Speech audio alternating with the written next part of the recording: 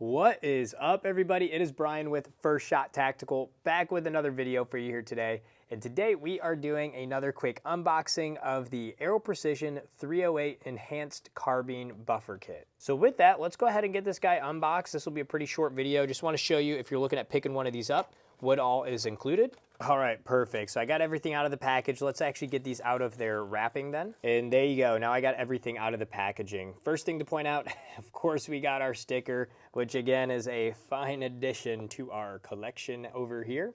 And we do have our buffer tube here. And again, this is the enhanced version.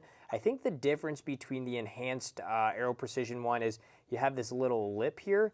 And then also this is a different buffer weight. I believe this is a heavier buffer weight than the normal one. So I went ahead and got the enhanced version here. So I had the heavier buffer right out of the gate.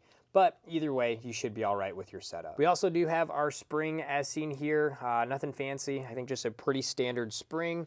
And then we do have our nut that goes on the end, the back of our gun, and then as well the retaining piece for our buffer tube as well onto the receiver. So pretty standard as far as the M5 version buffer kit and the M4 buffer kit. Just depending on which setup you're creating, you can get the right parts, and Aero does provide everything you need with your buffer tube assembly. The other thing to note is this is a 6 part adjustable stock buffer tube. So for those of you wondering, some are only 4 or 5, this one is a 6. So that way you can go ahead and move your stock on the back 6 positions if that's important to you. So just a heads up there as well with all this. So pretty simple video. Just wanted to show you again, if you are looking to pick one of these up and want to know what exactly comes with it so you have all the right parts for your build. Hopefully this was helpful for you. If it was, like and subscribe to the channel. Always appreciate that. And let me know if you have any comments down below. As I mentioned, check out my other videos, or they will be coming soon on the full build, putting this together on a M5 Aero Precision build,